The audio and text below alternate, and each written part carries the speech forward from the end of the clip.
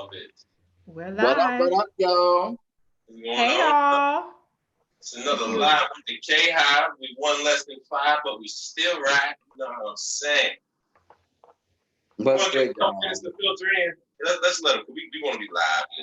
Let me give y'all We'll a give few y'all more. a few minutes. We're just gonna say hey to our other co-hosts. They weren't able to make it in, Heather and Sydney. So we're just giving them a shout out. They still a part of the group. They just couldn't make it for that. And I ain't got time for no rumors, y'all. Yes, yes. We still 6 deep, just not tonight, yeah. Right. Yeah, the same. We ain't that. I'm waiting for the comments to come up. Hold on, y'all. My bad. It's actually my fault because I forgot to pull up the chat section. Happy Juneteenth, y'all. Yeah. Happy Juneteenth, Black Excellence, Freedom. Hey Cheryl. Cheryl, Okay, we got some comments coming in. I'm sorry if you left a comment before 5 seconds ago. I didn't see it. Hey Ruben, Chandra. Give me a second. I'm trying to share the live, y'all. Y'all saw today that Senator Kamala Harris introduced a bill to make Juneteenth a federal holiday. So cheers to that. Clap it up. We doing it. She doing it big. And she actually gave her Senate staff the day off as well. She gave them a paid day. So she's not even waiting for the bill. She is, what do they say? She's walking the walk, not just talking the talk. In Stiletto Hills, honey. Oh, she always keeps her heels fresh. Hey, Brooke, Courtney, Chandra, Garrick. Brooke says, Kenny, did you get your Frosty? Child, you talking about something. Child, they trying to be messy. We'll save that for the after show. Okay, that's for the after show. Hey, TJ, the great, L Brookie, Dana. Okay, Dana says I counted at least 6 good articles on Kamala, Media Blitz. Yes, that's great. Yeah. There's been some good stuff. Even honestly, I've been seeing the articles that are kind of like, oh, she might have some issues, and even those are like so basic. They're like, okay, you found one person to make one comment, not even persuasive. I'm gonna say hi to a couple people and then let's get started with the show. Malarkey, Kimberly. So Kimberly says, why did I have someone in my Facebook feed asking for vegan Juneteenth recipes? That is very 2020 to ask for a vegan Juneteenth recipe. Hey, Helena, Matt, Robin, Rupanalon, Carmen. All right, Dr. Rhoda E. Briggs, Rakia, Josiah. All right, Josiah, the media finally warming up to a Black woman as VP. Get on the winning team, Shell. Get on the winning team. All right, Drew, it's all you. I'm glad to hear it. Yo. Live with the KHive. We're back in here for real. It's only 4 of us, but we are going to just reintroduce ourselves once again. For those of y'all who have not yet made our acquaintance, I am your host, Drew Comments. Chilling like a villain, doing like a chilling. Alum of North Carolina A&T State University. A little sad because G-Ho was canceled, but I'm still rolling. Got my strawberry lemonade, simple lemonade, a little bit of vodka, and a little sophisticated touch. It's about as sophisticated as I get. But that's all right though. Then I'll take a sip. Exquisite. Moving on. My man Kimmy in the house. What's good, bro? What's good, y'all? I am sipping on. I stole this. I'm just gonna be honest. I stole this from Reese. Pinot de Noir. I can't say this shit. I'm a little Pinot Noir. Yeah, there you go. This shit is. Let me tell you something. I don't know how Reese does it. This is something you drink when you got a good juicy steak. This is a little dry, but it's hitting. Okay. I thought when he said you stole it, like you really stole it. You know, yo. I love it. Yo, Maya, how you feeling, girl? I'm good. I'm finishing this margarita. It is almost gone. Should I have another? I don't know. We'll decide. Okay. If you need. So if you see me disappear for 2 seconds, it's because I'm pouring myself another one. So thank you. Happy Juneteenth. Fantastic. And of course, we got Black Woman Views. Receipt. What's poppin'? Cheers, y'all. I have an old fashioned. I had the champagne and beers a little bit earlier when I played some cards with my hubby. So I am all set. I'm gonna shout out to a couple people from the comments though, because Dana says love Kenny's video today, and Ruben says great video yesterday, Drew. So y'all getting some shout outs in the comments. Cheers to Juneteenth and to Maya to your next drink, girl. Make sure you get it poured up. I'm going right now. Okay. Cheers, indeed. Listen, while we get started, before we actually get started, a couple things we want to acknowledge here. First and foremost, anyone who's lost anyone close or been affected by COVID-19, just want to go ahead and extend our love, support, thoughts, and prayers to you during this time. Those of you who are also just hunkered down and taking it seriously, please continue to take this very, very seriously. We are not out of the woods yet, so I just wanted to make sure before we had too much fun that we acknowledge that it ain't over. It ain't open. People still are being affected. Please be safe for that. Another thing I wanted to mention, though, was actually speaking of COVID-19, I guess we can kind of jump right into it, is that one of the updates. I mean, we have so much going on right now in local news, obviously with Kamala Harris and the wonderful hype, and the media looks like they're turning a new leaf and such. But as it goes on for, excuse me, as it goes on for, COVID-19, while we keep that in the picture, I just want to jump in and just figure out what's happening. Reese, how are we looking with COVID-19? What type of efforts, what type of movements are we making? Yeah, so I want to actually, before I get to that, I do want to say, give my condolences from the KHive to the family of Rashard Brooks. There was swift charges in that case, which is appropriate. Also want to, again, keep Breonna Taylor on the top of our minds. One of the officers involved in her murder, her slaying, was fired, but there are still no charges yet. So we need to make sure that the officers who murdered Breonna Taylor are arrested. But for this Juneteenth episode, we wanted to do, as Live with the KHive, we wanted to do a special episode about the state of Black America. And what's also important is Kamala Harris's prescriptions for the state of Black America, because I don't know if you guys saw the smears during the campaign, Kamala Harris saying Kamala Harris did not have a Black agenda. Not only was that untrue, but there was also a clip circulating that was out of context, and you're seeing the resurgence of out of context or selectively edited clips or, deep fakes, things like that of Kamala Harris that want to give you the incorrect impression that Kamala Harris does not want to do anything for Black people. Well, that could not be further from the truth. And so this whole episode, that's what we're going to focus on, is specifically what is going on with our people and what is Kamala Harris doing about it. And this isn't what she's going to do, because she actually has the receipts and she actually has the legislation. And if she were to have a seat at the table as Joe Biden's vice president, which she absolutely should, then she also has the ideas, she has the knowledge. And one thing about Kamala is Kamala has her statistics. She can rattle off stuff like nobody's business. So I'm going to start off with some statistics to level set the state of Black America, specifically as it relates to COVID-19. 1 in 5 counties nationally is disproportionately Black and only represent 35% of the population. These counties accounted for nearly half of COVID-19 cases and 58% of COVID-19 deaths. Black Americans are up to 3 times more likely to die of COVID-19. The death rate for Black Americans doubles their population share. For Black people in the US, the death rate of COVID-19 is staggeringly high with comparison to the population share.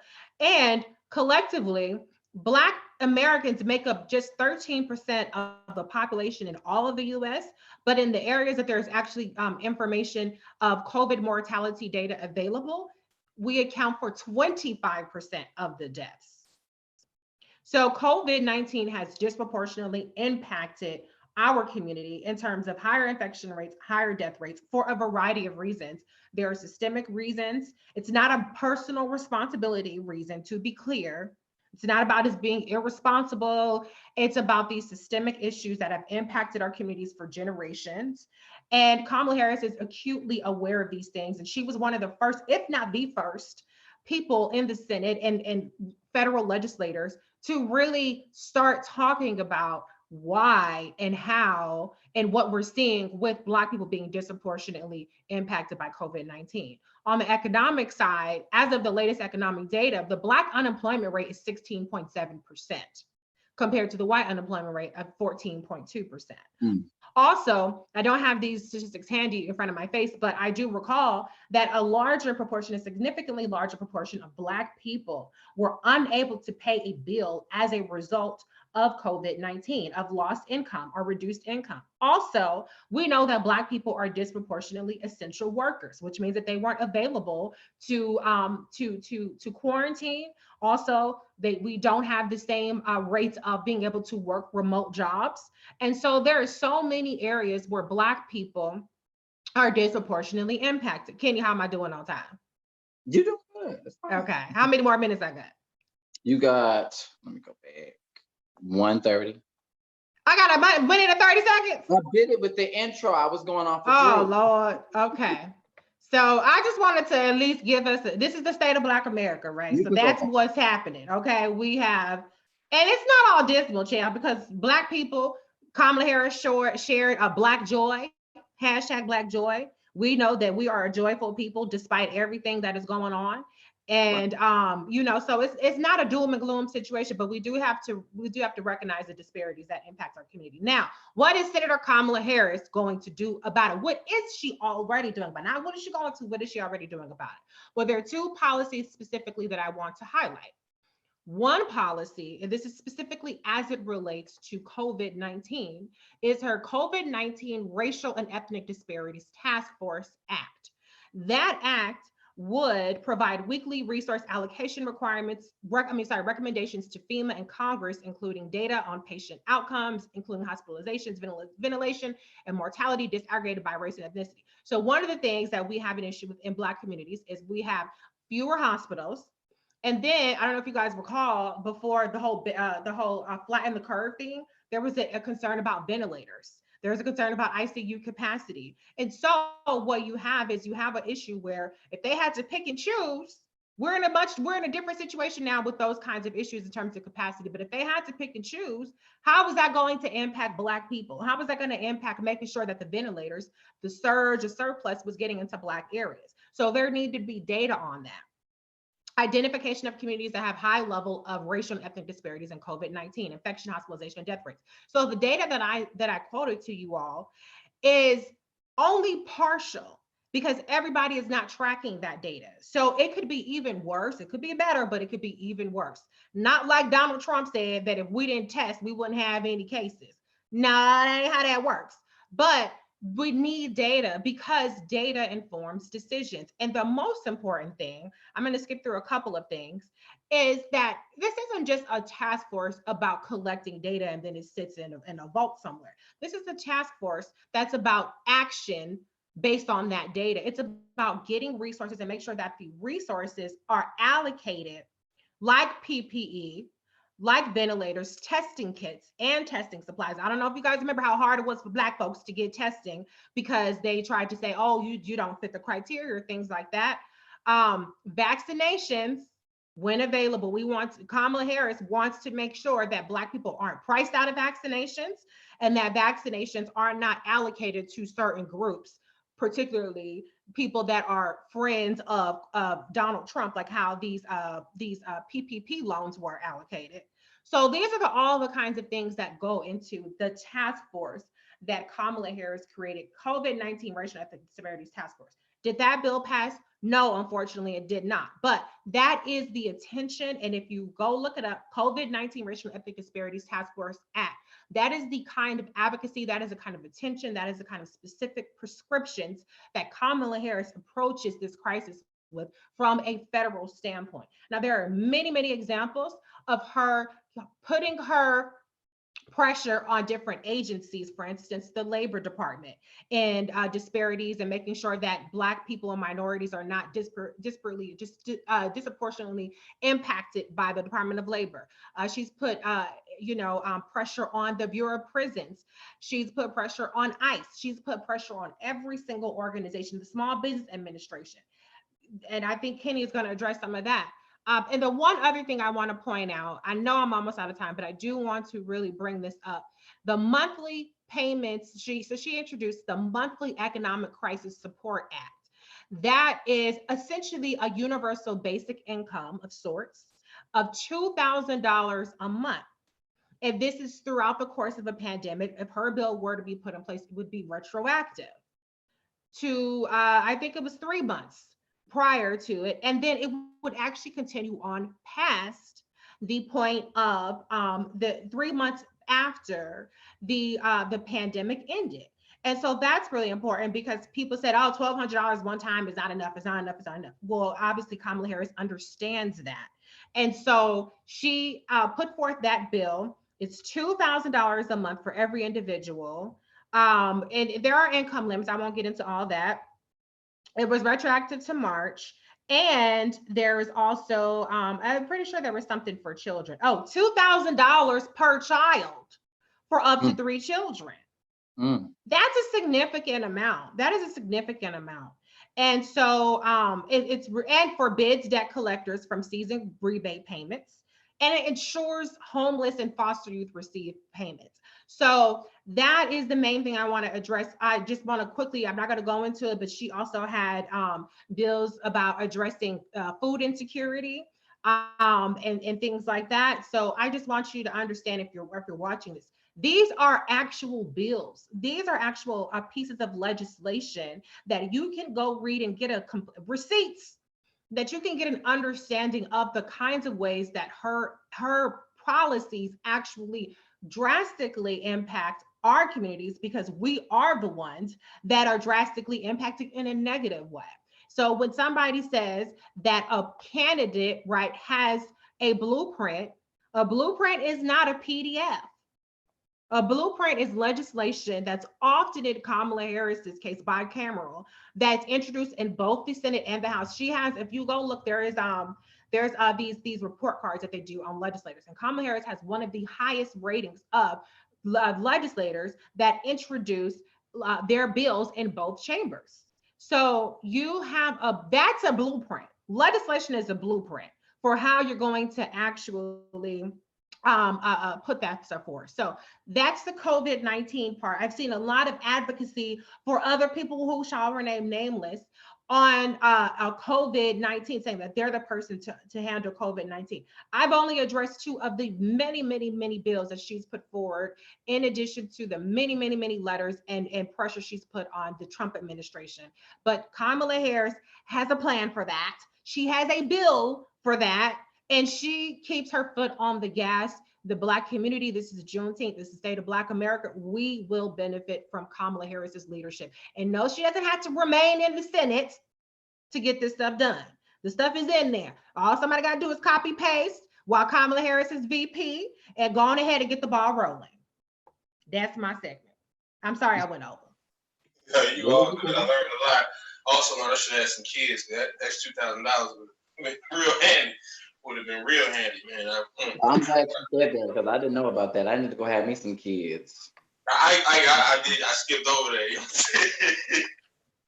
Yeah, I skipped over that little part, man. I definitely would have lived my life a little differently 5 years ago if I knew I could have got extra $2,000 now. I am so wild, yo. This block is kicking in. All right, so moving on. Kenny, before I say too much, my brother. I'm starting to time on myself now. All right. So since we're talking about, the state of Black America, and apparently Kamala Harris didn't have any kind of plan for Black America. She didn't have no Black entrepreneurship plan. Lord Jesus, let me give you the history first.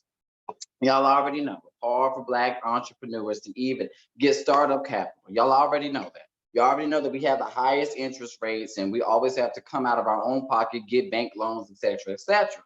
But one thing about Kamala Harris, especially when it pertains to the Black community, one thing that we've always talked about in the Black community is investing back in the Black community, building Black businesses back on red line communities, forgotten communities, people that we've been forgotten. Kamala Harris is actually incentivizing it, literally meaning like if you start, I'm gonna go ahead and just read it out in the damn notes. How about that? So I can get the correct. Incentivizing starting businesses in red line communities, up to 20,000 student loan debt forgiveness if you start a business and operate it for the next 3 years in disadvantaged communities. So one thing about Kamala Harris is she's trying to go ahead and give you a reason to go back into those communities, meaning she will help you get, some of your student loan debt removed and wiped if you go back into these red line communities, giving Black people opportunities, investing back into the community, allowing Black people to actually get jobs. And one other thing that I want to talk about is that 40% of African American adults between the ages of 25 and 55 hold student loan debt. We have one of the highest percentage of holding student loan debt over Latinx and white people. So what Kamala Harris is doing is she's also trying to invest $60 billion into STEM education and HBCUs. She wants to create 12 billion capital grants and technical support programs. So she's actually trying to invest not just in Black people, but also in our HBCUs, our education, because without it, we don't really have anything else. So I just wanted to talk about that small little group. And I think Reese wants to go into SOS Act because there's some other things that she wants to do in terms of that. Go ahead, Reese, if you want to jump in on SOS. Oh yeah. Actually, I was pulling some of my my talking points together, but let me add some information in terms of the fact that Black business owners have been disproportionately impacted by the COVID-19 crisis. So we know, and what is it? I think Kamala, what did she say? That when America catches the cold, Black America catches the flu or something like that, it hits our communities harder than anybody else. So Black women in particular are some of the most entrepreneurial people in terms of our percentages of Black businesses. But let me just read off a couple of statistics. 12% of Black and Hispanic business owners polled between April 30th and May 12th. Only 12% of Black, Hispanic, and business owners polled between April 30th and May 12th received the funding they requested from the Paycheck Protection Fund that was part of the CARES Act. And 40% of Black business owners reported they weren't working in April. There was another statistics, I don't have it handy, about the massive number of Black businesses, small businesses that have closed since the beginning of COVID-19. I believe it was over 40%. So Senator Kamala Harris, along with Congresswoman Ayanna Pressley, this is the bicameral aspect of it, where her bill is introduced in both chambers, put forth the Saving Our Street Act.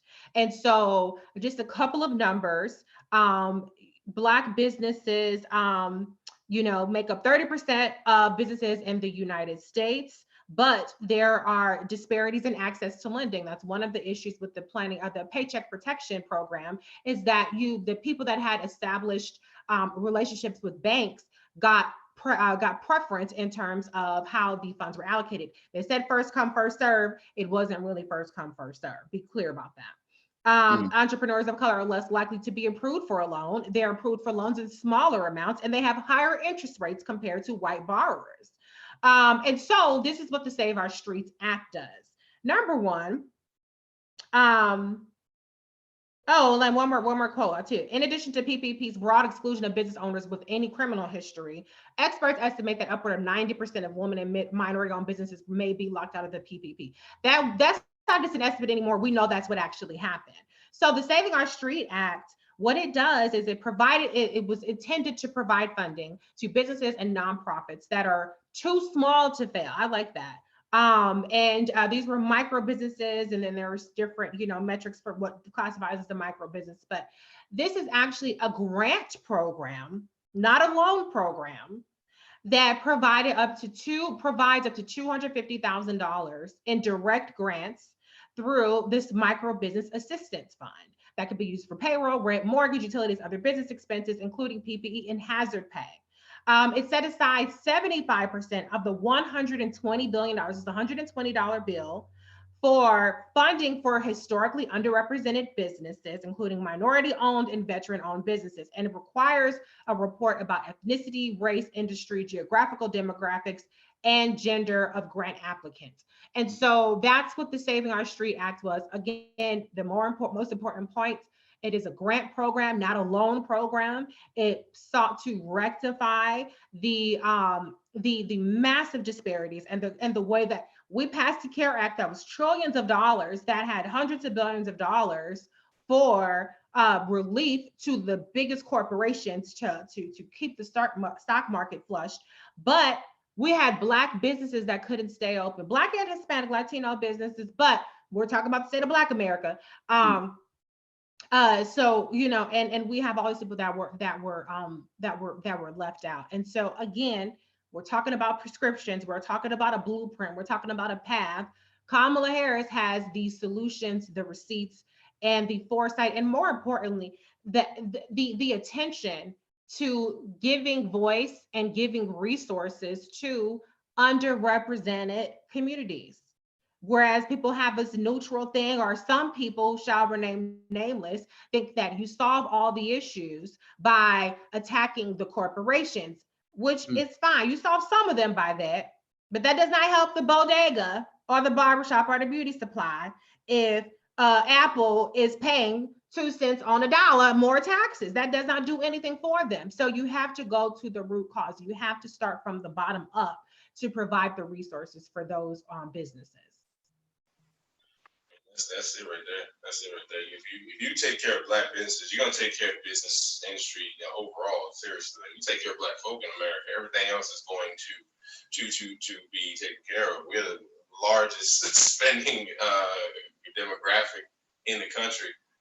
You take care of the businesses, so our dollars pumping into our own businesses definitely stimulates our own economies, provides more opportunities for our own folk, and then that money eventually does go out to the rest of the economy and the rest of the country. So that's definitely important.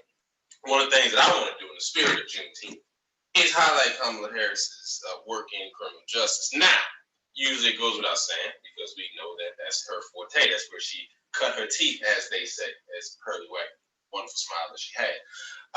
Anyway, this vodka gonna have me being so honest. Anyway, first thing I want to do really is actually just go over the MORE Act of 2019. So I don't know if people really remember that, so I just want to kind of bring that back up. In this MORE Act of 2019, basically the purpose of it was to decriminalize and deschedule cannabis, marijuana, and thus provide for the reinvestment of certain persons who were adversely impacted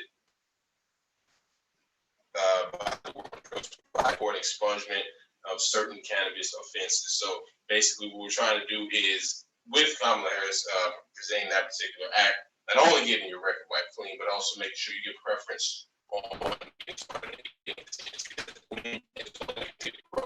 as more states continue to legalize it, obviously, and hopefully we get just federal legalization across the board, where it's much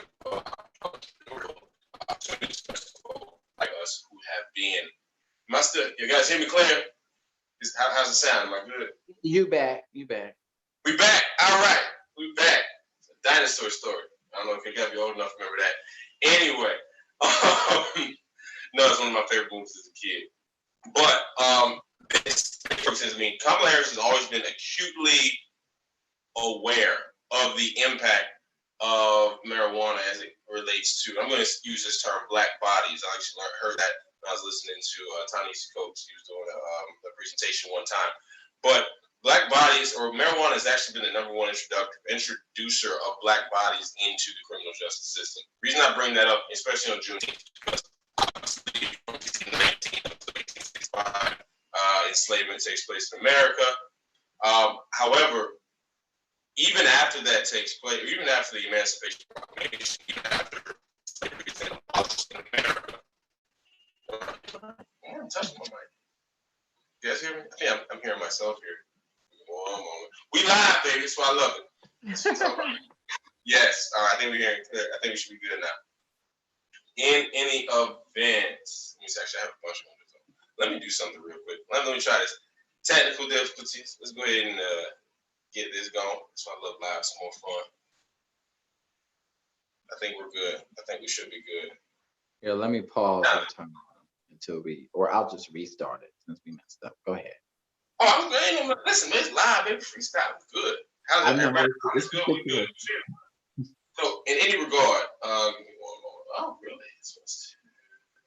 Let me do this here. My computer's asking me to restart. It's beautiful.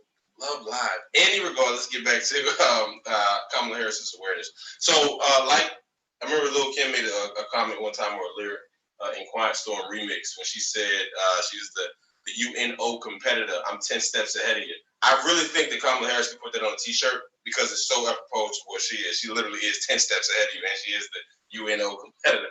But as far as introduction of black bias that stands into the criminal justice system, it starts off small. Petty little arrest here, charges your record here, affects your ability to get employment, limits your options. You're most likely to have to go back into dealing narcotics, selling, that sort of thing. Likely to get caught, penalties increase, and then next thing you know, you're part of that revolving door in criminal justice. So what, or at least in the criminal justice system, Kamala Harris did so famously in San Francisco. Obviously, we're back on track. Obviously, making sure that first-time, low-level, non-violent offenders were not given prison sentences or harsh sentences, or incarcerated, but rather being introduced into sort of the boot camp, job readiness program, obviously education program, getting introduced for apprenticeships, that sort of thing, so they could then go back into a society with, by the way, your conviction completely thrown out, tossed out like it never happened, so it would not affect the rest of your life and your building your career. Kamala Harris had the foresight back then to do that. It's now evident now with the MORE Act of 2019. In addition to that, even her involvement in the Justice and Policing Act as well.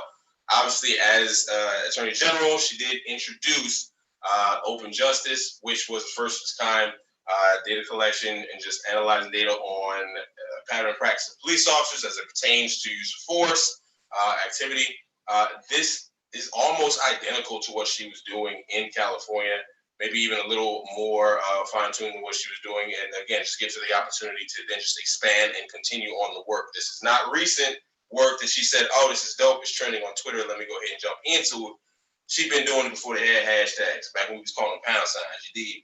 So what she is able to do now is now stand on that work, and especially as it comes to justice policing, obviously the actual push for data collection. Anytime anybody says anything about data collection on police officers, please think Kamala Harris. That's her thoughts.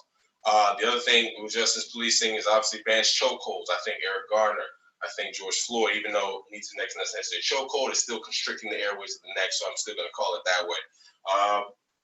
The actual mandate for police officers or body cams to be required and to be on at all times, and to make sure that local and state departments use existing federal funds to make sure their officers are equipped with body cams. Let's think about Kamala Harris back in her AG days in California, pioneering the body cam program within California, making sure that her officers in DOJ were wearing them and kept them on. So this is what she is doing for Black America. So when people ask if she ain't never done enough for Black people, the moves that she's made in criminal justice, the moves that she has made and even continues to make today, it's linear. It's linear. You can literally tie the connection there. So be aware of not only that, but also other thing on the justice and police, limiting to the military equipment. I would be remiss if I don't mention this. Got to limit the military equipment that police departments are using, or demilitarizing the police, making sure that, the small police department in the middle of nowhere isn't rolling around about 4 or 5 tanks when they don't need it. We want to make sure things are appropriate, because we've seen now when police departments are not accountable, when police departments are not held to a particular standard, especially when it's national standards, different standards, the people that caught the full brunt of the old brutalization tend to look just like everybody on this call right here. And so this is where she's working, and also it even works too on the, I almost forgot this too, just popped my head, sorry guys. On the Justice and Policing Act, I actually studied this last night, but there's something that I didn't look at before. It's actually working to end racial and religious profiling as well. And so basically what it does, it actually prohibits the federal, the state, and local law enforcement from racial discriminatory profiling. It actually mandates training on racial and discriminatory profiling for all law enforcement and requires all law enforcement to collect data. Again, there we go, we're collecting data again. So we're not just doing stuff on numbers, statistics, how often this is happening so we can track. There's a saying from a video game I used to play, says anything you can measure, you can improve. And that's what I'm saying right there on that. Any reactions to that? I know I went on a little bit long, but we live. That was the only thing I would probably add, or did you want to go Maya first? Go ahead. I said it was great. It was good information. I enjoyed it. The only thing I'd add, at least in terms of reaction wise, is that I know a lot of people have been talking about defund the police, but Kamala Harris has been looking at a way to deter not having to have police officers to be involved in certain things, like crime prevention, like such as reentry programs like Back on Track, getting low-level drug offenders out of police and giving them necessities they need to be successful, giving them job wellness classes, also credit building classes. I don't think you brought that up, Drew, but yeah, credit, really important. So I think you missed that part. But other than that, I mean, also truancy, literally 80% of people who are massively incarcerated are high school dropouts. So a truancy program, trying to get kids to keep them in school, looking at the backlog. Some of these kids were trafficked. It's important. So Kamala Harris is literally trying to do, crime prevention rather than incarceration. So I think that needs to be said. And that's the only thing I have to add. Anybody else? I have a couple of things to add. Go ahead. Of course, right. So I did want to, I mentioned earlier Rashard Brooks, and I don't know if you guys saw just the absolutely heartbreaking video of him talking about how he literally said is trying to get his life back on track. And he's talking about just the cruelty and the dehumanization of people who have a criminal record as they try to get their life back on track. They're under supervision, under probation, and there's all these things that are standing in their way. This is something that impacts the Black community disproportionately because of the war on drugs and the mass incarceration and things of that nature. And so the thing that I want to highlight, when he said back on track, that really stuck out to me because, some people might look at Kamala's her program, first in its nation, first of its kind, reentry initiative called Back on Track. I think, oh, that's kind of cheeky, that's kind of corny, but that's literally what it allowed particularly Black men and Hispanic Latino men to do. And this is something, and I'm not trying to plug my interview, but I did an interview with Latifah Simon on the origins of that. I really encourage you guys to watch that. But the thing about it is that is kind of a defund the police kind of thing, because she made the argument that it's cheaper to run her program for Back on Track than it is to incarcerate somebody who goes back into, who recidivates, meaning goes back into the system. So recidivism is when you go back into the system, when you go back into jail. Reentry is when you're going back into society. And so Kamala Harris's emphasis has always been on reentry. And just one thing I want to mention about that is, so Back on Track was at the San Francisco level. At the AG level, when she was head of the Department of Justice, she created a brand new division. A lot of people don't know this. It was called the Division of Recidivism Reduction and Reentry, D3. And she did that in her first term in 2013. And so when you talk about criminal justice and when you talk about the way that the criminal justice system leaves very little grace for people who have served their time, they did the crime, they served their time, and now it's time for them to move past that. You have Rashard Brooks, but you also have people like Meek Mill, who kept going, recidivating because of probation violations, because his probation was ridiculous. And so when you have Kamala Harris that not only created Back on Track as a San Francisco did, but she created the Division of Recidivism Reduction and Reentry as an attorney general, then you have a person who genuinely understands that we need to focus more on reentry. We need to focus more on crime prevention and less on incarceration. She said it herself. You cannot jail your way out of the public safety issue. And then one other point I want to make, because a lot of people seem to act like, well, Kamala Harris didn't take a position on this, or Kamala Harris didn't speak out on this, as if a magic wand from Kamala Harris solves everything. Well, I just want to give you one example of how that's not the case. There was a Proposition 21 when it increased and the goal of it was to increase criminal penalties for youth offenders. Kamala Harris was against that. Well, it passed with 62%. So let's dispel of any notion that Kamala Harris is omnipotent. I think she's amazing. She's incredible. And we all will continue to outline ways in which she has the answers, Sway, for the problems. But she alone cannot fix it. And she will never claim to do that. And California is not as liberal or whatever you want to call it. It's a very conservative when it comes to criminal justice. And yet Kamala Harris was progressive. You can go back to 2004 and there was a profile on her that called her a progressive prosecutor. People want to rewrite what progressive was in 2004. But she was a progressive prosecutor. But I just wanted to emphasize that when we talk about Black people in the criminal justice system, we can't just talk about sentencing and things like that. We have to also talk about reentry. And Kamala Harris understands that.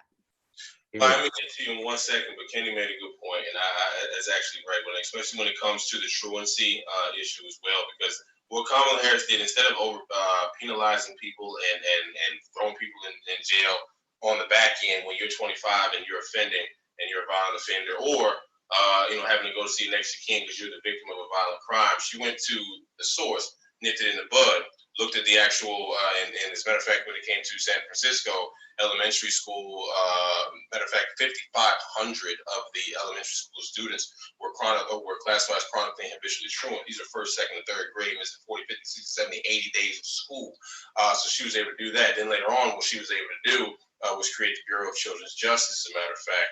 And they were actually, she staffed not only just civil rights folks, but also criminal prosecutors as well in regards to that, because when it comes to children, we want to make sure this is very serious. And if there's abuse taking place on the future leaders of America and of the world, if there's actual malice involved in that, we want to make sure folks understand the seriousness of this, especially though as it pertains to just children's experience. She made sure that there was actually Dr. Nadine Burke, who she actually worked with when it came to the matter of childhood trauma and exposure to violence. When you go to sleep at night and gunshots, a lullaby, or you wake up and you see dead bodies, or you're seeing these violent acts, there's trauma there. You think that children are like us, we can just keep going. They internalize this, and it's distracting.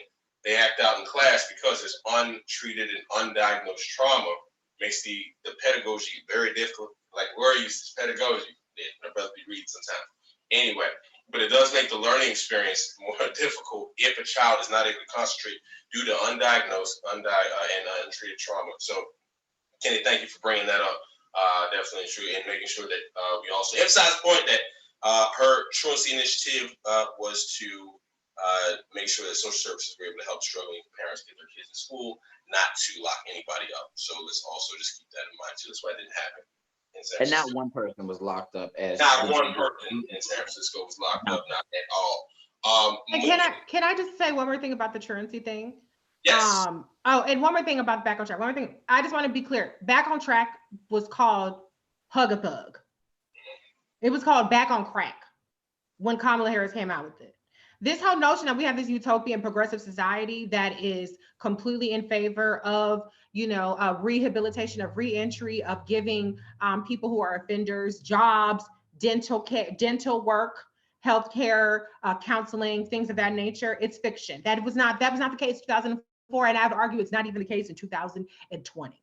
But to the truancy aspect, from my interview with Latifah Simon, she mentioned that when Kamala came up with this, she actually had autopsy photos of victims, not autopsy, but crime scene photos, photos, very graphic photo victims of homicide victims. And she pointed out that people in San Francisco will stop for a stray dog on the street in the afternoon before they stop for a Black child that is roaming the streets in the afternoon. And so that was the impetus for the truancy push. Truancy had been a crime, be clear, in California since the 1970s. She did not create something that wasn't already there. What she did was she created standardization, she created a process, she got these schools invested in this, because more so than even the parents, the schools understood that this is something that the district attorney was paying attention to, and they had accountability in the matter. And people can talk about hypotheticals about how it looked. People can talk about, how much they don't like how it looked now 16 years later. But the facts are that nobody was locked up and truancy declined by 25%. There was a tangible benefit. And who knows how many lives were saved by that. There were parents who got a Metro cards. There were parents who got resources. There were children who had resources. That's a tangible, quantifiable fact versus how you perceive it 15, 16 years later. That's your perception, but let's talk about the facts. Nobody went to jail. And she improved truancy by and reduced it by 25%. And so don't let people deflect away from the facts with their perceptions. Right. Don't You might disagree with the tactics, and that's fine if you don't like the tactics, but do not let people deflect from the actual results. No parents went to jail. Truancy dropped by 25%. Parents got resources that they needed. Students got resources that they needed. Period. Man, look, the alternative was these kids getting killed before age 25. Matter of fact, when the crime spiked in San Francisco, 95% of the homicide victims were high school dropouts stemming from the truancy issue, chronic and habitual truancy issue they were experiencing. Maya. Sorry to keep you on hold, girl. I'm going to jump into you and ask you. Kamala Harris is also not just a criminal justice aficionado, but also is environmentally aware, really on Captain Planet. Now, I mean, can you jump into that for us a little bit? Yeah, of course. One, to segue a little, Kamala loves the children. She loves the children. And that's why when people would, I don't know if Reese, if you saw how that was covered in the media when Kamala was running. I didn't see really accurate reports on it. And I was really frustrated with that fact. And one of the reasons it frustrated me was because they didn't realize that Kamala Harris had done her research and she was going from statistics and she was seeing what wasn't working and what was working and why recidivism, I can't say the word because I've been drinking. Why it was so high was because kids were dropping out.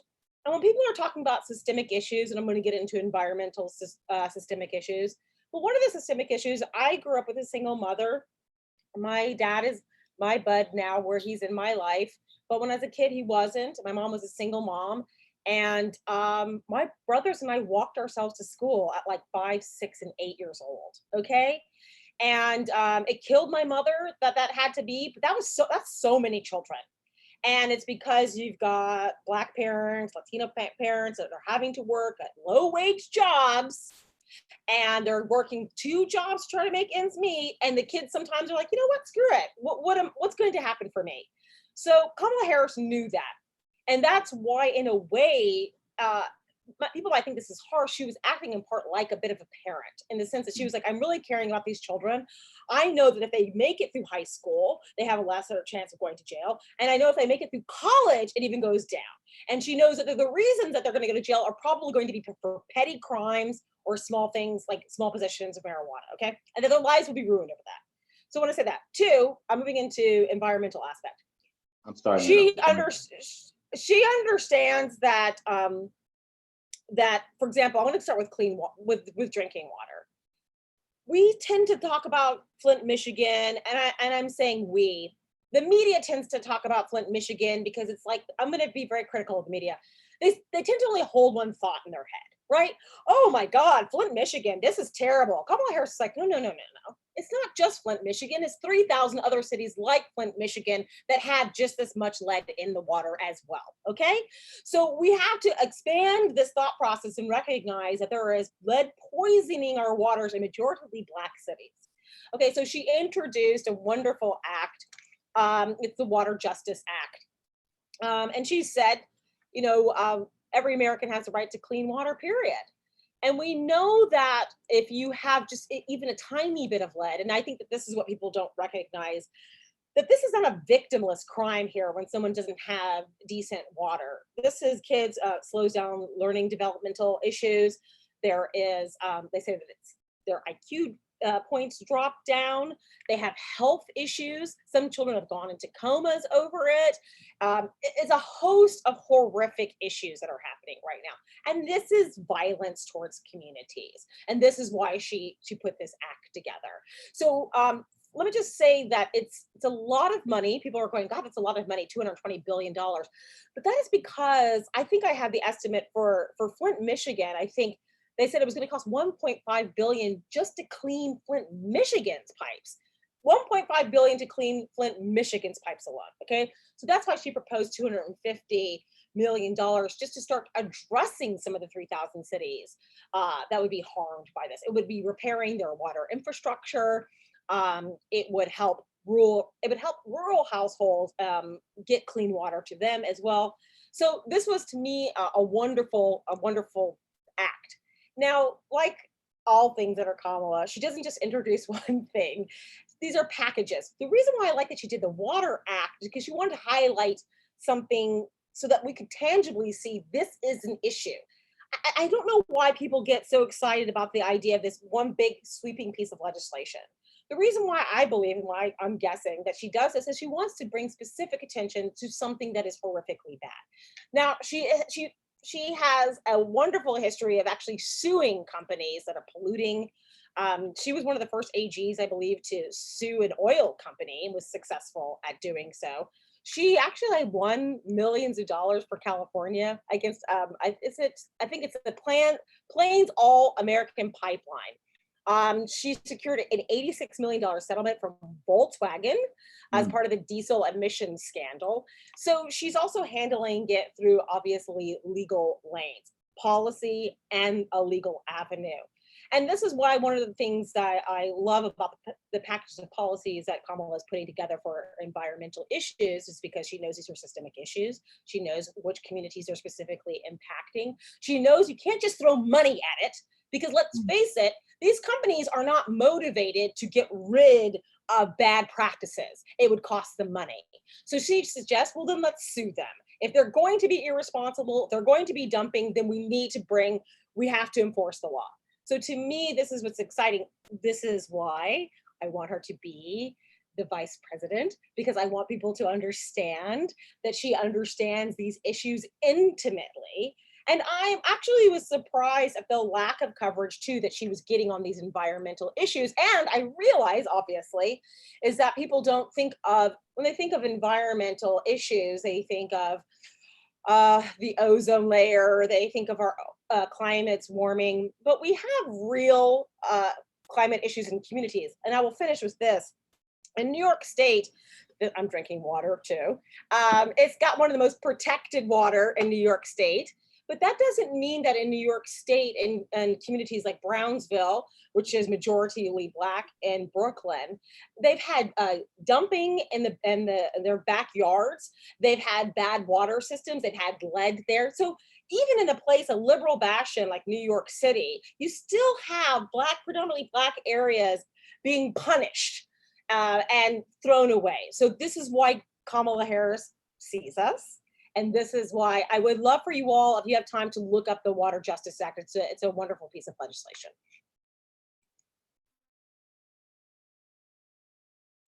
I love being live. It's fantastic. Thank you, Maya. Like, seriously. No, seriously. You know what? You actually just taught me a little bit more, because I wasn't aware of just how you can really qualify that as violence against communities when some things like water. Can I jump in just to add a couple more points? Sorry, I know I'm like you don't have to add a point onto everything I say.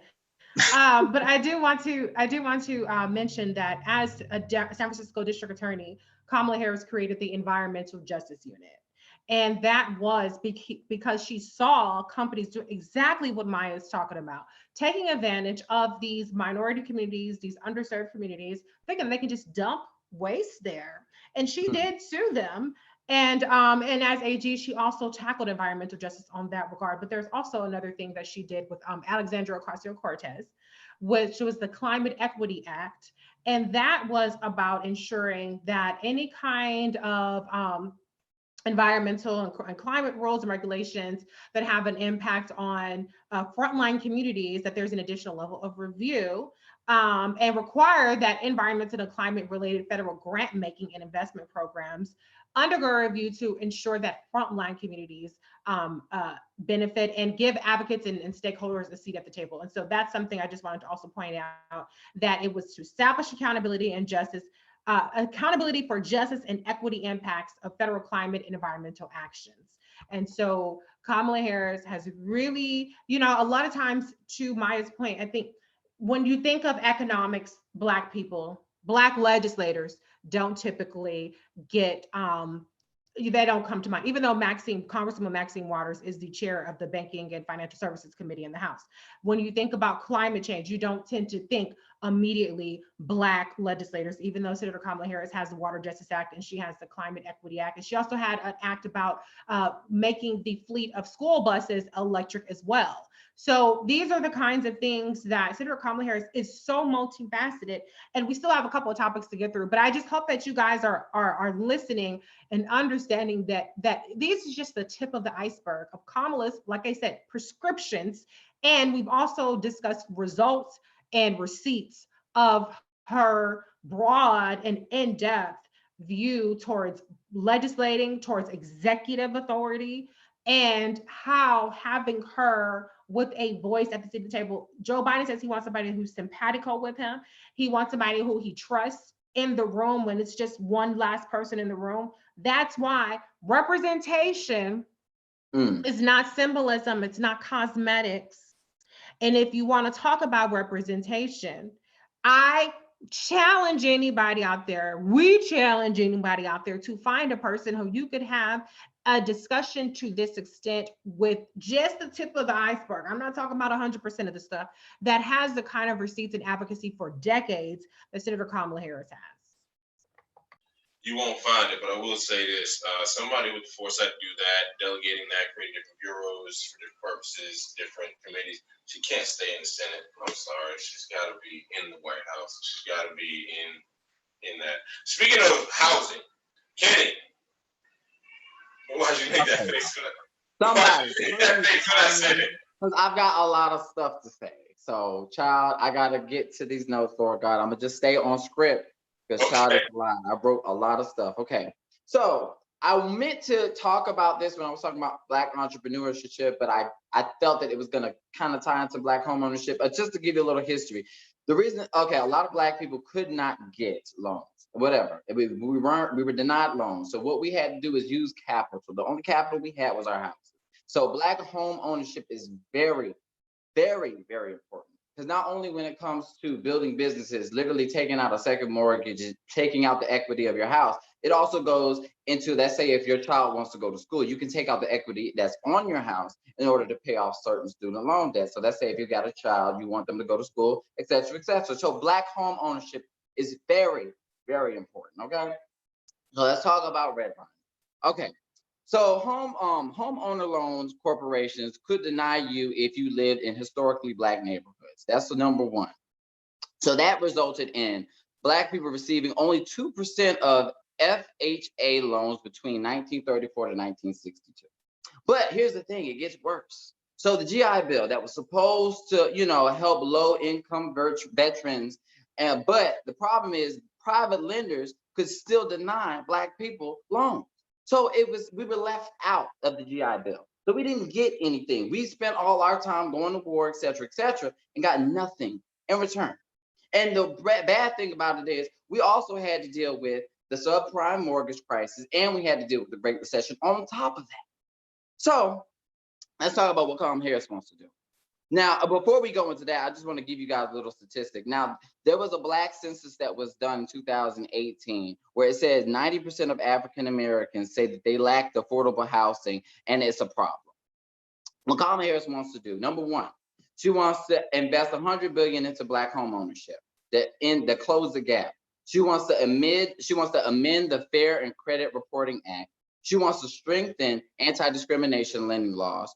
She wants to require lending laws to calculate the debt and monthly basis expanded on income sources included in the calculations. And she also wants to give $25,000 down payments for closing assistance for housing.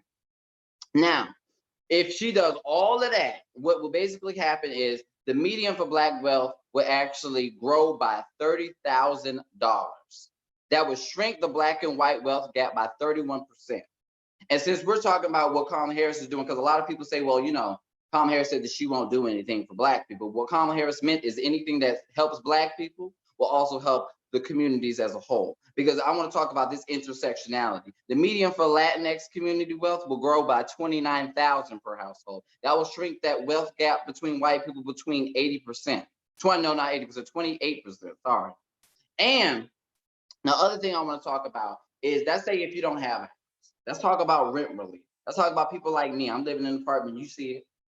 So what Kamala Harris wants to do in terms of rent relief, she wants to actually give a refundable tax credit that will be available for anybody who lives in a rental housing that's paying more than 30% of their gross income. That also includes utilities such as light, gas, water. So you're paying your gas bill, you're paying your light bill, you're paying your rent. It's about 30%. That's actually, my rent is a little bit more than 30, way more than 30% of what I'm actually making, Lord Jesus.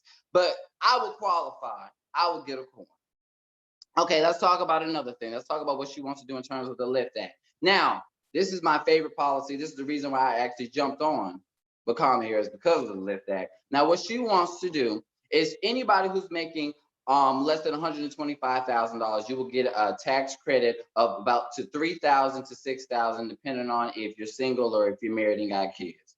Now, each household, now, this is one thing I want you guys to understand, that 72% of Americans who filed their taxes within 2018 will qualify for this. So you keep saying Kamala Harris isn't allowing people to be qualified for things. 72% of Americans will qualify for this. That's number one.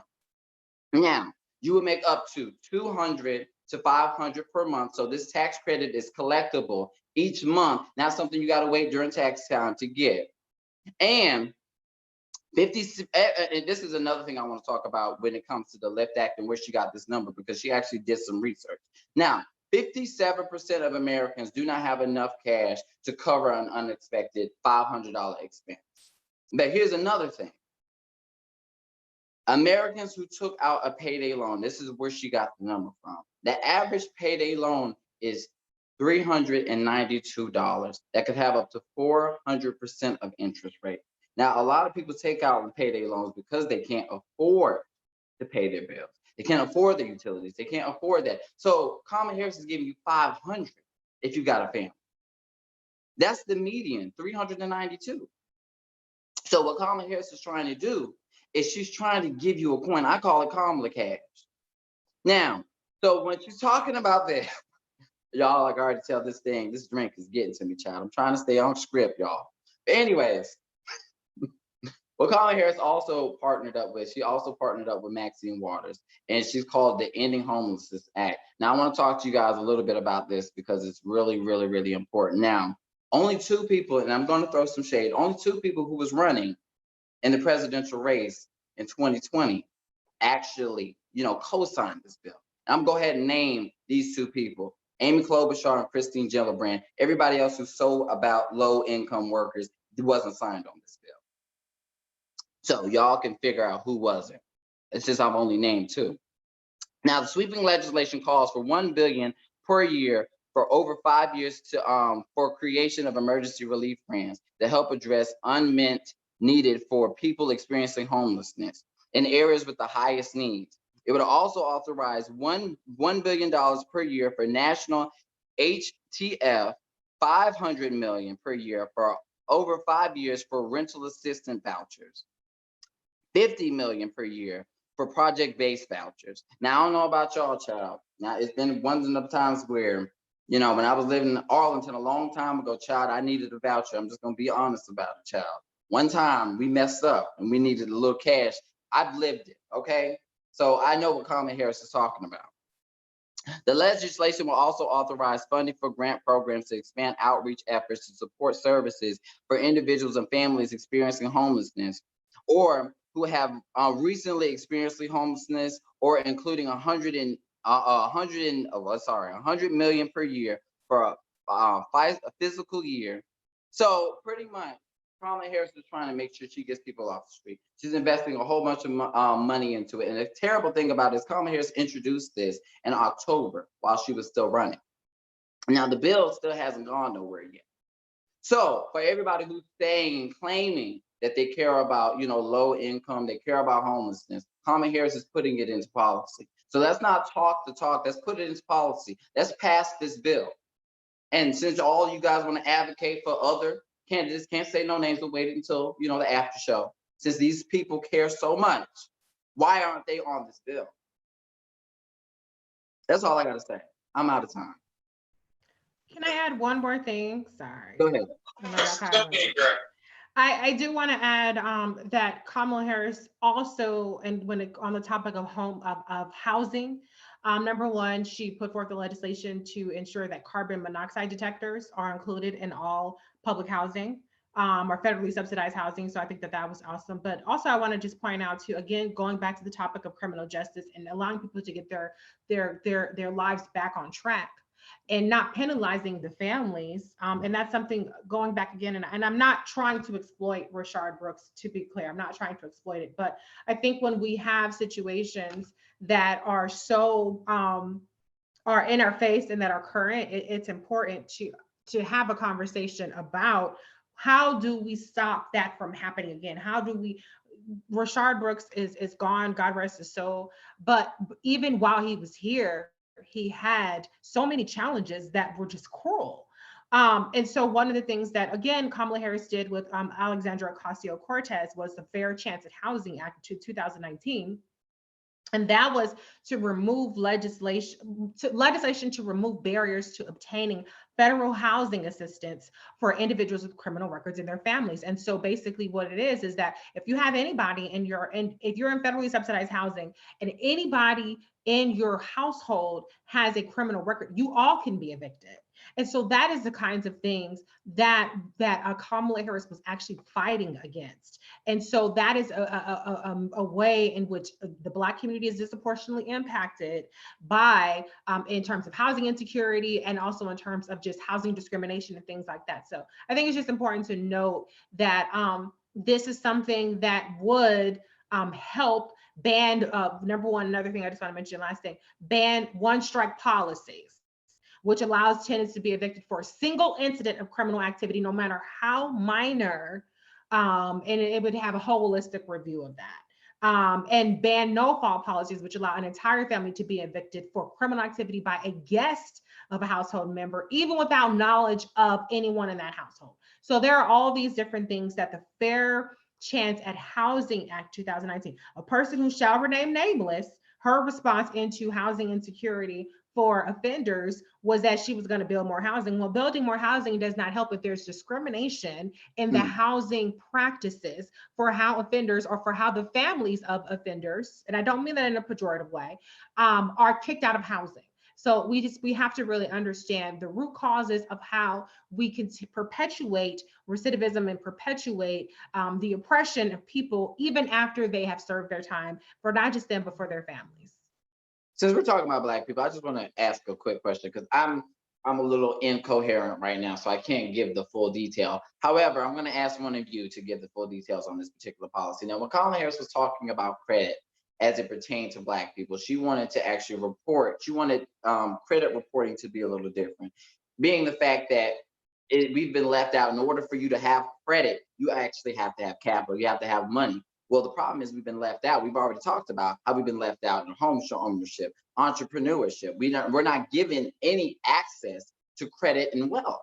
So Kamala Harris wanted to also report whether you pay your bill on time, whether you're actually paying your lights, you keep your lights on, you're paying your rent. That's also going to go to credit reporting, to where it's actually going to help build up wealth, and it's going to actually affect Black people more than anyone. But I forgot what the damn policy is, to be honest. Can somebody go a little bit into detail about it for me, please? Well, I mean, we're talking about Black people. Well, remember, like you said it, man. If you're held out of the actual capital, actually having capital, it's kind of hard to build credit because credit depends on your ability to pay something called revolving debt. So essentially, you have a revolving debt, you actually can build your credit score up by paying on time. But if you don't have the capital to even be in a position to get approved for a credit card, to even get approved for certain other types of loans where you can go ahead and make those steady payments and show that you are reliable, then it leaves you kind of high and dry. However, so that's why Kamala Harris was saying things like keeping lights on. Your cell phone bill, if you can keep your phone bill up, you're paying that. Why is that not counted towards your credit? Things like that. And so more consideration for more everyday type of bills and obligations that people are meeting should be weighed when assessing people's credit, so just to make things a little more fair for folk who are on the short end of the stick when it comes to capital here in this country. So, but I can't remember the name of it. I can't remember the specific name of it, but I remember Reese, how. you got it? I know you got it. Yeah, girl. no. It was just changing credit reporting. And to be honest, there are a lot of, and I don't want to speak for all Black people. I don't have scientific data to back this up, but my perception of Black culture a lot of times is people don't want to have credit cards because like, oh, I don't trust having credit cards because if I have a credit card, I'm going to overspend and things like that. So a lot of times you do have Black people that just avoid credit altogether, which makes it impossible to get credit when you need credit because you don't have a history of credit. And just one more thing I did want to point out that she has sent letters throughout this COVID crisis to encourage or to demand really that credit agencies stop penalizing people if they can, what is it called, suspend credit reporting and things like that, so that people don't get penalized for the pandemic and being unable to pay their bills. Child, I need that to pass right now, child, because I'm using it. I didn't get my first credit card until I was 27, so y'all go ahead and say what you want, but that I'm Black as hell. Anyway, moving on. No, I know people like that. I want to actually talk about education really quickly. I just want to jump into this really quickly. When it comes to Kamala Harris, especially when it comes to education in terms of Black people, one of Kamala Harris's main goals is getting more Black folk, more representation, not just representation, but actual, we'll say representation and influence in the teaching world by getting more Black teachers in the teaching world. One of the things that stops that is the fact that teachers are so underpaid in this country. As a matter of fact, public school teachers earn anywhere like 11% less than similar professionals. The teachers are actually more likely than non-teachers to work a second job, and the average teacher makes about maybe $1,000 less dollars than they did a year ago, or 30 years ago rather. So it's really tough to get folk, especially folk who look like us, who, when we go to school, the main reason to get into education, we want to help folk and all that. Build a child, we got bills, you feel me? And so we want to be able to build capital, build wealth, and get that. But if you're going to pay somebody on average 11% less than someone who's similarly educated, it's an issue. So with Kamala Harris, her thing was that she wanted to raise teacher pay when she was running for president, just to bring young Black Americans, but also to target HBCUs. We understand that historically Black colleges and universities, while all education is fantastic, if you were Black in this country, you were formally educated, bravo, straight up. But the heavy concentration of Black people in HBCUs leads to the fact that HBCUs are the #1 producers of Black professionals in America. And so there's a literal plethora, I think the other word our fair-skinned counterparts use, a smorgasbord of talent that you can choose from at these HBCUs to get these folks involved in the teaching profession. Not just it's cool to have more teachers, but there's actually statistical data to back this up. For some effect of the impact of getting it. So if I can go ahead and I can raise, maybe I can shoot during her campaign, she wanted to raise the average teacher like $13,500. But if I can get these Black people in these positions, we know that statistical data tells that when a Black child has a Black teacher by 3rd grade, it makes that child 13% more likely to go to college. If that Black child has 2 Black teachers, they're 32% more likely to go to college. So the more that you see yourself not just represented, but actually teaching you and instilling and inspiring you. And I'm using my hands like Maya because I don't know, you seem so effective when you do it. But anyway, no, seriously though, when you have that type of representation, when you have that type of influence in your life, it does gear you, and you're more receptive to higher education, to entering professions that require higher education because you meet those credentials. And then, of course, even when it comes to HBCU, and it benefits students of all races too. Absolutely. Yeah. Absolutely. I don't worry that either. It does actually, because I would love to do a study on how does having 1 or 2 Black teachers by 3rd grade, how does that affect the white student? The way that they look. When we talk, they listen. Well, there you go. You know what I'm saying? But how do you grow up receiving Black people if you have one or two black teachers by third grade and you're white, or you are non-black POC? Like, how do you perceive black people then when you are instructed primarily, especially at such younger ages? So I'd love to see some numbers on that. I haven't run that study yet, but yeah, that's what Kamala Harris was looking to do when it came to education. I think we're good on that one. So I'm going to jump right into. Wait, can I just point out one more thing? Sorry. I just want to point out. I just want to point out, because a lot of people have PDFs and plans, but when it comes to actual HBCU funding, Senator Kamala Harris, Donald Trump likes to take credit for this, but Senator Kamala Harris actually was very instrumental in ensuring a 14% increase in HBCU funding appropriations. That's tangible money that we can count on as a result of Kamala Harris's advocacy. Also, she secured additional funding for Howard University, which is a level 1 trauma unit in DC, in terms of their COVID-19 work and things like that. And so Kamala Harris does not just talk about, now all of a sudden in 2020 or 2019, when I'm running a campaign, I want to talk about HBCUs. But when we're talking about actually working in Congress or working to secure additional appropriations for HBCUs, she also had the HBCU Preservation Act, where, a lot of times in Black colleges, you have buildings that are degrading and things like that, but she wanted to preserve the historic buildings on HBCUs. So she ensured that grant funding was refreshed. So Kamala Harris has the receipts when it comes to HBCUs, but not just that, but just in terms of a focus on education. That's right. We keep receipts like we trying to return something, but it's like it's H&M. Anyway, moving on. I want to jump into the wellness and civil rights wellness, maternal health. Maya, I know you want to speak on that. Sure. Let's see, where to start? First, I'll make a bridge from where Reese was talking earlier, which was talking about COVID and Black people disproportionately dying from COVID. And that bridges right to Black maternal health, which Kamala Harris has been a leader on. There are a lot of environmental factors that go into why Black women also disproportionately die during childbirth. In fact, the saddest part is these are only new studies that are in the last 10 years, because I don't know, the medical establishment thought we weren't really worth studying other than it being experimented on, but not studying, right? So differences. So yeah, it's very depressing. But this wonderful woman did decide to study it. Her name is Arlene T. Geronimus, and she came up with the word weathering. And weathering is structured stressors that are repeated over and over again that Black women and men go through, Black trans community goes through. And it's something that wears and tears on our bodies. Now, the other part of that is also coping strategies. So when, I don't remember who said it, I don't want to get, it was something so terrible. I'm going to say it was Van Jones, probably. But he basically was like, well, Black people need to be better about not drinking and smoking and stuff. First of all, that's gross. Second that was the guy, Jerome Adams. Okay. Yeah. Surgeon General. Right. Of course, it's the Surgeon General. It was God. Okay. You knew that. Yes. So it's awful. So one of the things is there's a portion of that is a coping strategy that people across all social groups do. It's not just Black people who drink and smoke to deal with stress. However, the repetitive stressors are adding to it and impacting that aspect as well.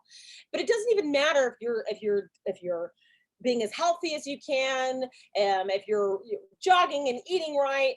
Kamala Harris knows those other issues. One of them is implicit bias and explicit bias that Black women are facing when they go to the hospital. I think on this panel, we're all friends with Bakari Sellers, and his wife, Ellen, almost died when she was giving birth to their beautiful twins. And Bakari said that he had to beg the doctors to come in and take care of her when he knew something was wrong. This is horrifying. We also know that Serena Williams almost died. So it has something to do with economics. We know that there's something wrong here. We know that there is there's racism going on, that doctors tend not to believe Black women when they say they're in pain. And so this is something that Kamala Harris wanted to address. Now, I love that in 2018, she introduced a bill, but then she introduced a package of bills. And I want to give credit as well to Lauren Underwood, who introduced it with her, as well as Representative Alma Adams. And I like that instead of calling it an omnibus is a package of bills, they called it the momnibus because it's cute, because Kamala's cute. So, so it's 9 different pieces of legislation that would address Black maternal health, and basically that we don't have health equity. We just don't. We're not treated equally in this system. Okay, so one of the pieces I want to give a mention to is to Kira Johnson, which is, to me, breaks my heart to this very day. She's one of those people that haunts me still.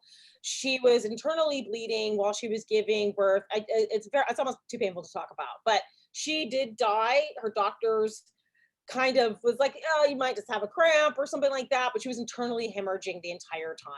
And so Kamala Harris made sure to name a bill after her to bring attention to that. I believe her husband even testified in Congress about it.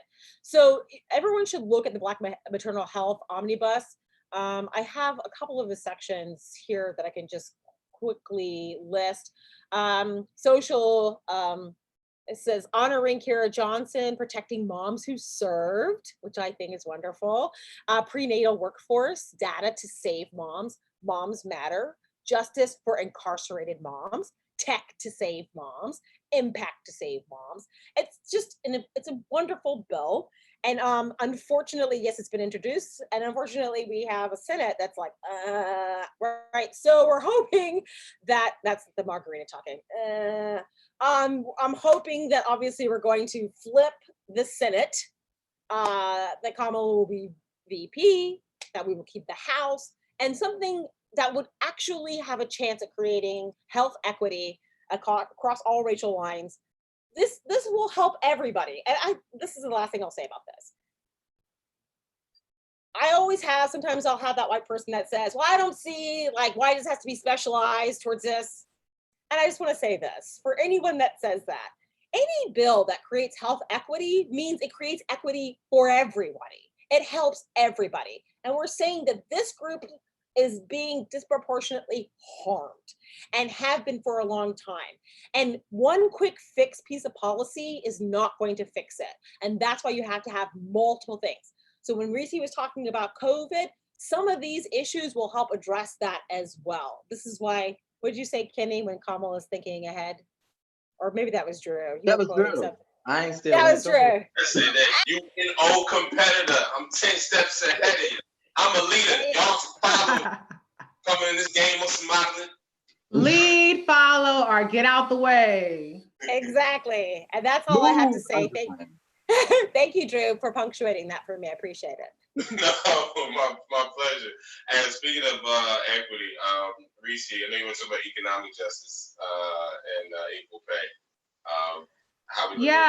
But I do want to just shout out to Maya's section, because one thing I do want to add is that there's funding for grants for doulas. Actually, I know that a lot of my friends, a lot of my friends, Black women who, are just trying to figure out, number one, a way to not die during childbirth. And a lot of Black women are seeking the help of doulas. And there was a successful program in North Carolina, which actually forms the basis of the Maternal Care Act, which was the first bill ever in the history of Congress to specifically address the disparities between Black maternal and Black women dying for childbirth and Black babies, really, to be honest with you. And it's a successful program that happened in North Carolina. And so I just want to shout that out, because a lot of times people there, Black people are starting to seek more alternative health methods, and they don't necessarily just want to go to a doctor. They want a midwife, they want a doula, and things like that. And so there is that accommodation for that as well. But to talk about economic, Kamala Harris, what did she say? Justice is on the ballot. And so economic justice is on the ballot. So Kenny, mentioned some things like the LIFT Act and the Rent Relief Act, which were in terms of the objective ratings for all of the anti-poverty measures that came through Congress. Senator Kamala Harris she was the only person to have 2 bills that fall under the anti-poverty legislation section, right? And a person who shall not be named was not included. She did not have a bill on that. Senator Cory Booker did, Michael Bennet did, and a couple other people, Sherrod Brown, and I can't remember who else. But there's a graphic from Vox.com, and Senator Kamala Harris had the two of her bills, the Rent Relief Act and the LIFT Act, had the largest impact in terms of the rate and raw number of people lifted out of poverty. But Kenny already talked about the LIFT Act and the Equal Pay Act. So another thing that I just want to talk about is that, again, we're going back to economic justice. And so, and economic background. Senator Kamala Harris has a bachelor's degree in economics, not speech pathology, which is there's absolutely nothing wrong with. But when people want to talk about economics background, Kamala Harris is actually trained in economics. Okay, so let's just be clear about that. She went to a Black university. That's not deficient. HBCU, Howard University, the Mecca. That's not less than. Just be clear about that. There are some people that did not even have an advanced degree. What's his name? Donald Trump does not have an advanced degree. There's nothing wrong when I have an advanced degree, but I'm just saying that let's just make sure that we understand that Senator Kamala Harris is actually trained in economics. But so Kenny's already addressed several things. We talked about home ownership. We talked about the LIFT Act. We talked about the Rent Relief Act. We talked about the Save Our Streets Act, which is a grant program for micro businesses, Black businesses. But I want to talk about an actual proposal. And this is relevant because Senator Kamala Harris actually is on the ticket, which is what we want. Then one of the things that does distinguish Kamala Harris is that during the campaign season, she had a lot of her proposals that had executive action folded into it, and how to address things if you have an obstructionist Congress, like let's say, God forbid, Mitch McConnell is still the leader of the Senate. How do you get around that? And so one of those proposals was actually her Equal Pay Act. And so I just want to talk about that. So her proposal, and this is the state of Black America. So the implications are this: more than 8 in 10 Black mothers are the breadwinners, 80.6%. Black families depend on Black women's earnings. Black women are raising families on their own, more than half, which is 50.6%. And more than half of Black mothers in married couples, which is 50.6%, with young children, are the breadwinners. The largest share among any woman of the largest racial and ethnic groups. So when we talk about equal pay, this is very much not just a Black woman's issue, it's a Black family issue. So people want to think, well, I don't care, Black women aren't paid less. It's a Black issue. Okay, now how does it harm Black women? Well, median wages for Black women are $36,734 per year, compared to median wages of $60,388 for white non-Hispanic men. This is almost $24,000 difference. Okay, so if the wage gap were eliminated, on average, a Black woman working 2.5, sorry, I'm reading off here now, don't forgive me.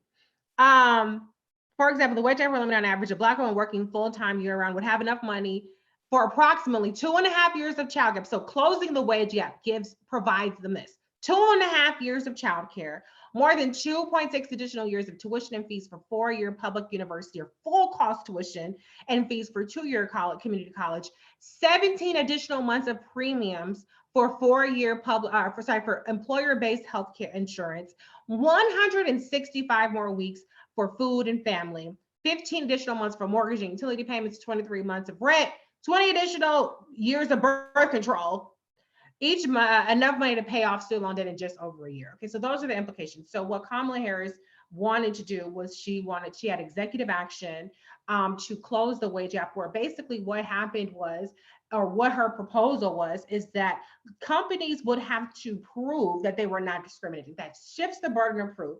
You know how hard it is for Black people to prove that they aren't being discriminated against? It's very hard.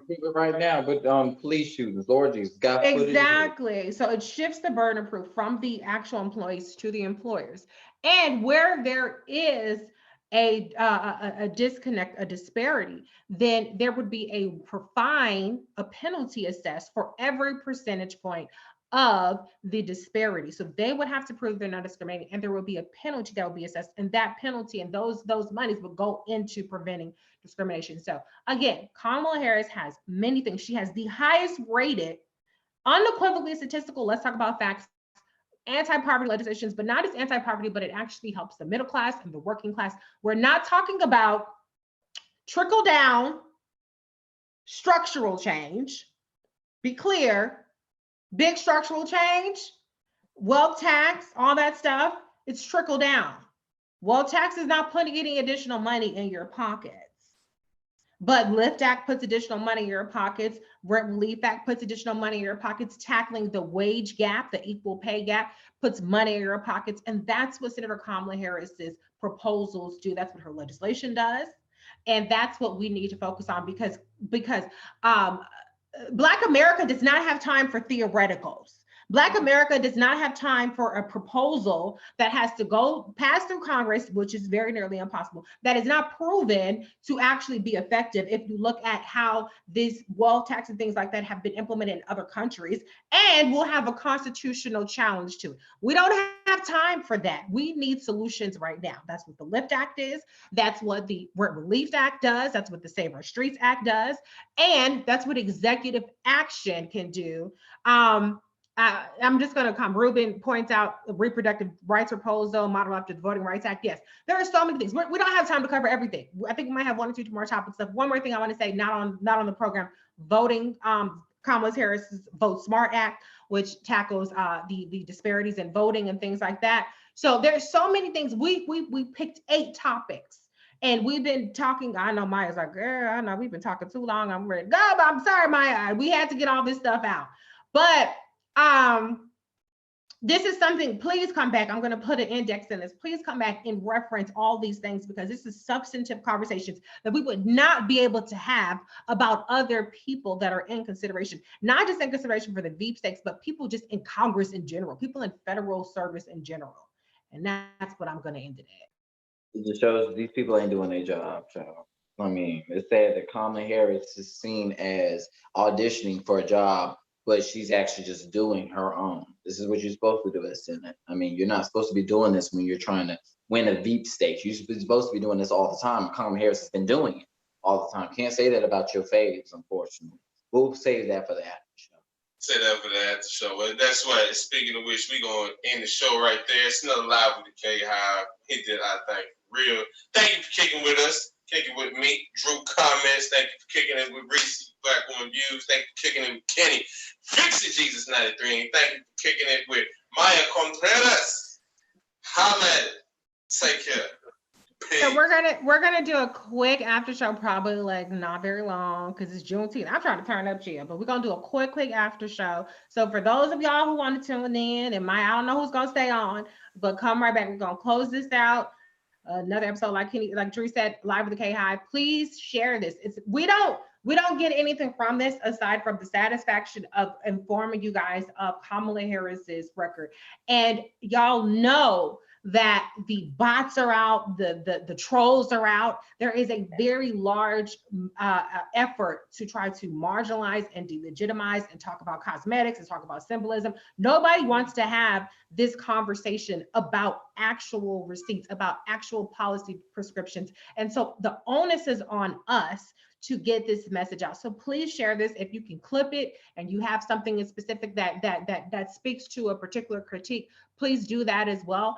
But we're doing this live with the KHive so that you all have the resources to understand that Kamala Harris brings so much to the table substantively, that she brings so much to the table qualifications wise. We're not just doing this to talk, because we all know all this shit already. So we don't really have to do this if we just, want to talk to ourselves. And we all appreciate all of the comments. There's been so many comments, so many people watching, but please use this information. Don't just leave this information here with you watching it. Please take this information and carry it forward, because these next 2 weeks to a month are very critical. And there are going to be a lot of efforts to try to marginalize and delegitimize Kamala. And we have the power to stop those efforts. So stay tuned for the after show, very quick after show. And we're going to wrap this up.